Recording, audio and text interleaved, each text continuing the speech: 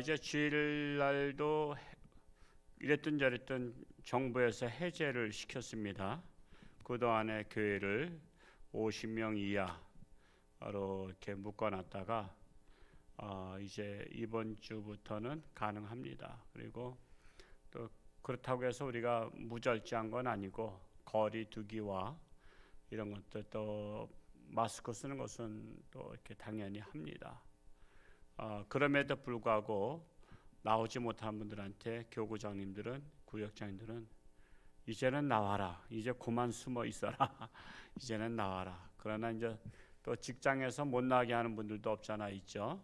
또 군대는 어떻게 될지 모르겠어요. 하여튼 교회는 나가도 좋다고 하면서 또 다른 데서는 또 계속 제재를 가하기 때문에 여러 가지 어려움이 있습니다. 이럴 때일수록 우리가 어떻게 해서든지 하나님의 전에 달려 나올 수 있는 우리가 모두가 될 수 있기를 축복합니다. 옛날에 제가 말씀도 나눴습니다만 그 6.25 전쟁 때 서울이 함락당했을 때, 그리고 이제 서울을 많이 폭격했잖아요, 북한에서. 그 영락교회 같은 경우 한경지 목사님께서 너무나 교회가 궁금한 거죠. 이게 폭격당하지 않았나 하고서는 궁금해서 가려고 했더니 김홍락 장로님께서 목사님, 지금 사방에 공산당들이 깔려 있습니다. 공산군이 깔려 있습니다. 가셨다가 잡히시면 안 됩니다. 목사님은 우리 교계의 큰 별이신데 죽어도 내가 죽어야 됩니다. 우선은 김홍락 장로님 그때 40세 초반인가 그랬어요. 그래서 그분이 가셨다가 예배당에서 공산군을 마주쳤죠. 그래서 넌 누구냐 했더니 나 이 교회 장로입니다. 그래서 예수 믿는 것은 별 볼 일 없다. 예수 믿지 마라. 나는 예수 안 믿을 수 없습니다. 그런 바람에 현장에서 총 맞아 돌아가셨어요. 그래서 그분의 그 순교비가 영락교회 그 본당 우측에 있습니다. 혹시 영락교회 가실 일이 계신 분들은 한번 제 말을 꼭 기억하시고 한번 그 순교비를 찾아보시기 바랍니다. 그러니까 공산군이 서울을 다 점령하고 있어도 잡히면 발각되면 죽임을 당해도 그렇게 목숨을 걸고 교회를 돌아보러 가셨던 장로님이 있는가 하면, 또 어디는 또 코로나라고 교인들은 나오는데 또 장로님이 안 나오신대. 그래서 목사님이 속상하다고, 장로님이 코로나 때문에 못 나오시겠다고. 그런데 그러면 집사님들, 성도님들은 다 나오고 계신데 그것도 또 문제잖아요. 그러면서 맨날 잔소리만 했는데 또 목사님한테 이렇게 해라 저렇게 해라. 그래서 참 미치겠다고, 그래서 하나님이 훈련시키는 줄 알고 그냥 잘 참고 기도하고 승리하라고 했습니다만, 정말 코로나하고 공산군하고 누가 더 무서울까요? 무서운 거로 따지면 공산군이 더 무섭죠. 공산군은 우리들이 맛보지 않아서 그러죠. 무조건 총 쏴 죽이고 막 그런 삶이잖아요. 고모부도 총 쏴 죽이고 자기 형도 죽이는 게 공산당입니다. 그 생명을 파리 목숨처럼 여기는 것이 공산군이에요. 참으로 이러한 이때에 오늘 나오신 여러분들을 환영합니다. 우리 24절 말씀 다시 한번 읽어보겠습니다. 시작. 게으른 자는 자기의 손을 그릇에 넣고서도 입으로 올리기를 괴로워하느니라.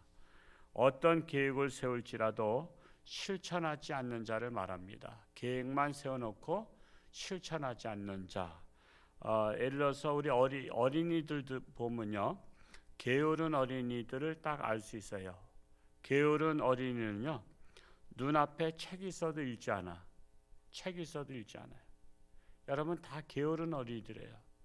요즘에 책이 없어서 못 읽나요? 책은 사방에 깔렸어요. 도서관도 깔렸죠. 우리 교회도 깔렸죠.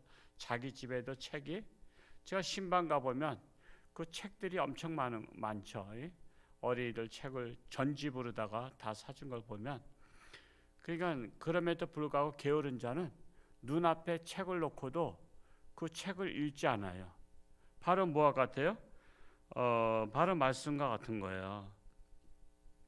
게으른 자는 자기의 손을 그릇에 넣고서도 입으로 올리기를 게을러 하는 것이나, 이것은 하나의 이제 샘플로 준 거예요. 그러면 이 샘플과 비교할 때 어린이들도 게으른 학생들은 책을 눈앞에 두고도 책을 읽지 않는 것 같은 거예요. 여러분, 그 책을 통해서 아이들이 똑똑해지는 거잖아요. 여러분, 부모는 자식이 똑똑하길 원하잖아요. 똑똑하기를 원하면 여러분 자녀들한테 부지런히 넌 직업이 학생이야. 그냥 넌 직업에 충실해. 너는 직업에 충실하라고 해야 됩니다. 그 보통 어느 분야나 뛰어나신 분들 보면요, 그 부단히 연습하는 거 아시죠? 뭐 예를 들어서 뭐 김연아 선수, 스포츠 선수 같은 경우도 피겨 스케이팅을 연습할 때 엉덩방아를 수천 번을 찌우면서도 그래도 계속해서 뱅글뱅글 돌고 또 뱅글뱅글 돌고 그런 거예요. 그게 뭐 남들하고는 뭐 비슷해 보여도 여러분, 공중에서 한 바퀴를 더 돈다는 것은 그 쉬운 일이 아니에요. 그러니까 남들보다 조금 더 난데 그것 때문에 세계적인 사람이 되잖아요. 그러니까 뭐 김연아 선수라든가 손흥민 선수라든가 야구 선수들 또 이렇게들 보면, 또 음악하는 분들 보면 자기의 분야에 엄청 부지런해요. 부지런할수록 세계적인 인물이 되는 것을 볼 수 있어요. 우리는 내 자녀들을 보자고요. 내 자녀들이 부지런한가 게으른가, 자기 일에 부지런한가 게으른가를 봐야 돼요.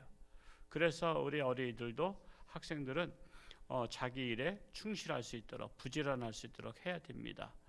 학생들이 학교를 가지만 학교에 가서도 선생님이 떠먹여줘야지 이게 공부를 하는 애들이 많아요. 떠먹여줘야 그냥 알아서 찾아서 공부해야 되는데, 그런 아이들 바로 게으른 학생들이라고 말할 수 있습니다.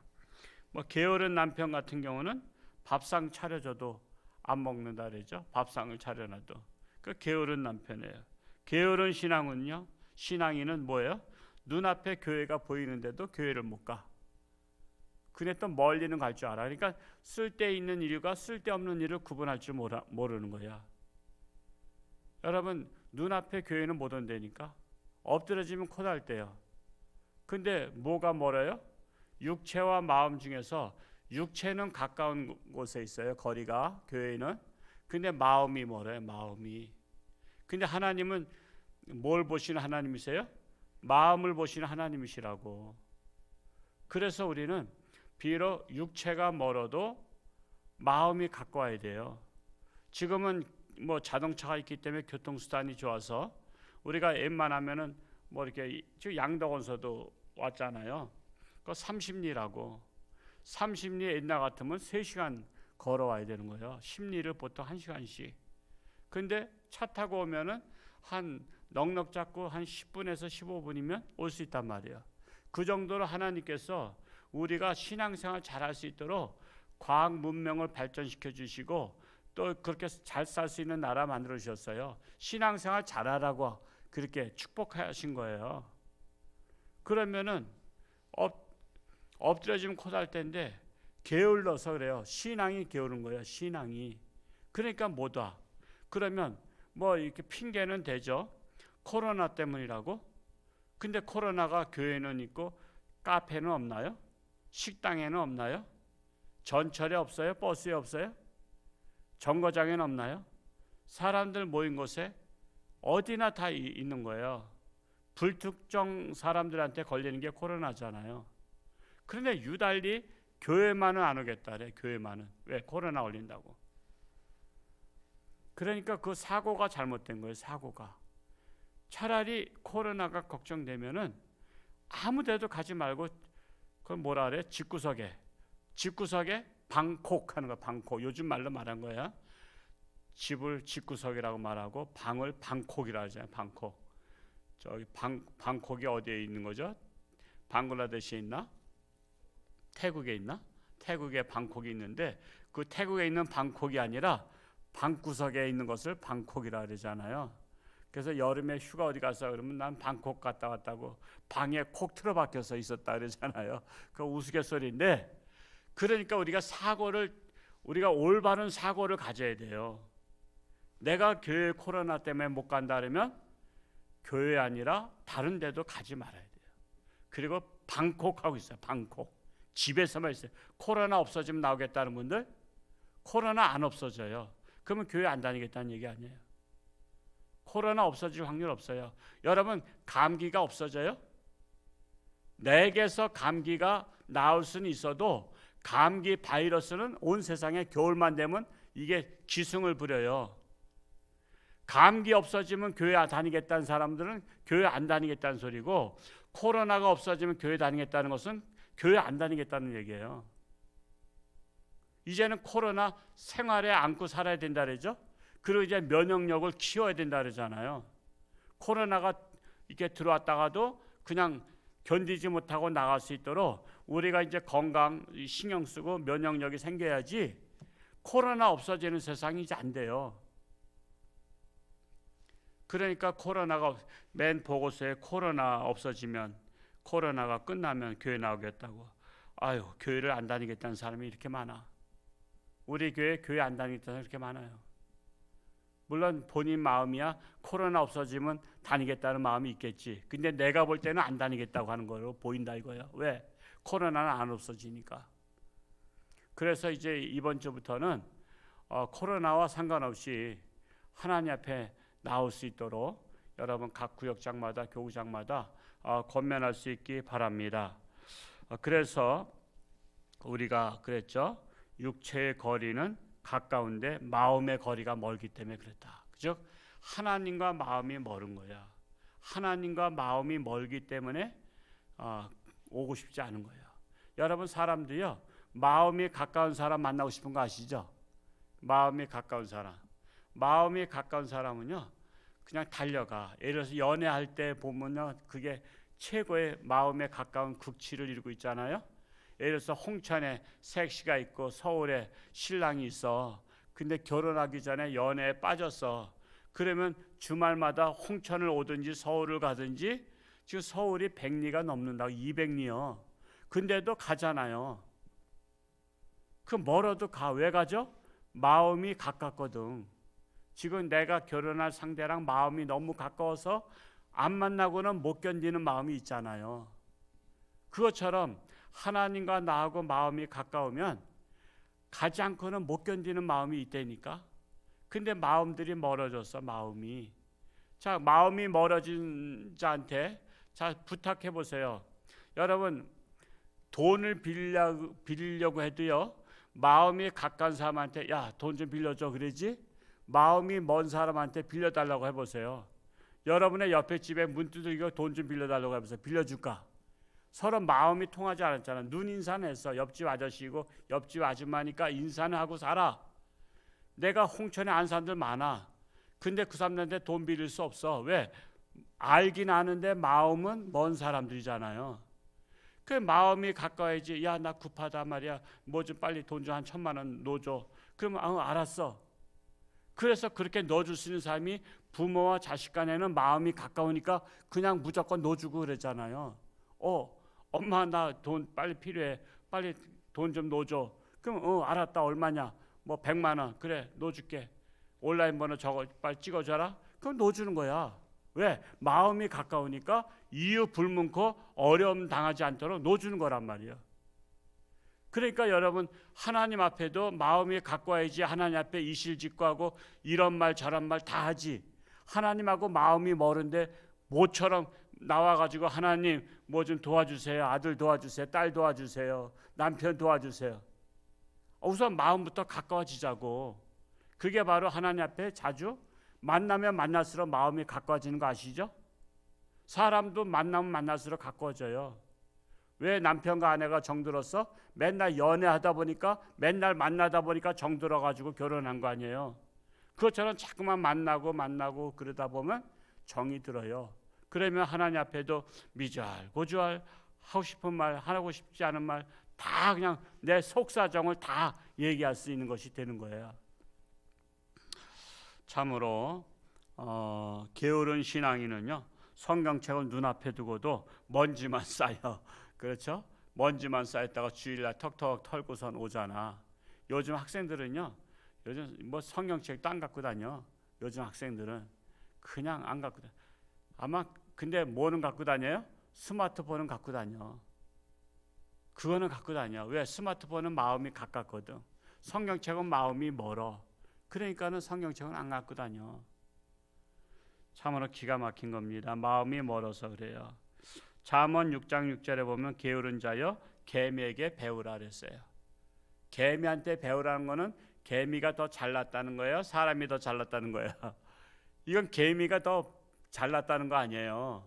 개미가 더 본을 보인다는 거 아니에요. 그냥 개미만도 못한 사람들이 많다는 것입니다. 그만큼 미물만도 못하다라는 것입니다. 뿐만 아니라 잠언 10장 4절에 손을 게을르게 놀리는 자는 가난하게 되고 손이 부지런한 자는 부하게 되느니라. 마태복음 25장 26절에는 달란트 비유에서 달란트 아무것도 안 남긴 자한테 악하고 게으른 종아. 그러니까 악한 것과 게으른 것은 같은 거예요. 여러분, 게으른 자는 악한 자예요. 그래서 악하고 게으른 종아이라고 말한 것입니다. 여러분, 새벽 기도는 게으름을 탈출하는 훈련입니다. 부지런해지는 훈련이에요. 그래서 우리가 새벽 기도를 하면서 우리가 게으름만 없애도요, 여러분 얼마나 복을 받은 사람인지 몰라요. 여러분, 자녀들이 게으르거나 집에 들어온 며느리가 게을러 터졌다 그러죠. 여러분, 게을러 터지면 복장 터진다 그러죠. 복장 터져. 예를 들어서 명절에 아들 며느리가 왔어. 근데 아침에 9시에 예배를 드려야 되는데 게을러 터져서 아들도 자고 며느리도 자. 그러면 아들이 더 미워, 며느리가 더 미워. 대개 부모들은요, 자기 아들 게으른 거는 안 미워하더라고. 그게 손이 안으로 굽는다고. 근데 며느리가 게으른 것은 못 견뎌해. 못 견뎌. 그러니까 이것도 이게 편견이야. 우선 내 자식이 게으른 것이 더 얄미워야 되는데 내 자식 게으른 것은 괜찮고 며느리 게으른 것은 그 꼴을 못 보는 시어머니가 얼마나 많은지 몰라요. 그래서 사람의 생각이 균형이 잡혀 있는 사람이 별로 없는 거예요. 균형이 잡혀 있는 사람이. 그래서 우리는 균형적 사고, 보편적 사고를 가져야 된다는 것입니다. 오늘 이 새벽에 오신 여러분들 게으름을 탈출하신 것을 축하드립니다. 그 이다운 자매가 그 아버지 돌아가셔서 제주도에서 장례식 치르고 아침 9시에 홍천 장례식장이 아니라 뭐라 되죠?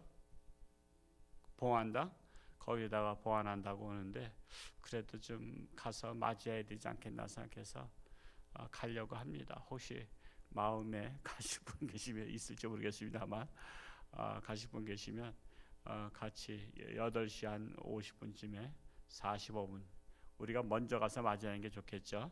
한 40분쯤에 가서 맞이할 수 있으면 좋겠고요. 위로를 하는 것이 참 중요합니다. 우리 총회 마치고 나서 총회 직원도 한번 순직했어요. 너무 과로해가지고 온라인 총회 하다 보니까 영상을 37개 지역을 동시에 나오게 하는 거. CBS 방송국의 그 통신 그 부장이 그러더라고요. 이거는 올림픽 수준과 같이 어려운 거래요. 37개 지역에서 동시에 화면을 틀어놓고 서로 보면서 한다는 것은 그거를 그 작업을 하다가 순직을 해서 우리 각 노예마다 애도를 표시하고 있는데 하여튼 특별히 슬픈 일 당했을 때 함께하는 사람이 진짜 함께하는 사람입니다. 백명건사도 또 저 남편 그 순직 처리가 돼서 또 얼마나 다행인지 몰라요. 정말 축하를 드리고 또 한 가지 또 잘 돼서 정말 앞으로 살아가는데 늘 하나님께서 함께하는 가정 됐으면 좋겠습니다. 기도하겠습니다. 사랑하는 아버지 하나님, 게으른 자는 자기의 손을 그릇에 놓고서도 입으로 올리기를 괴로워한다고 했습니다.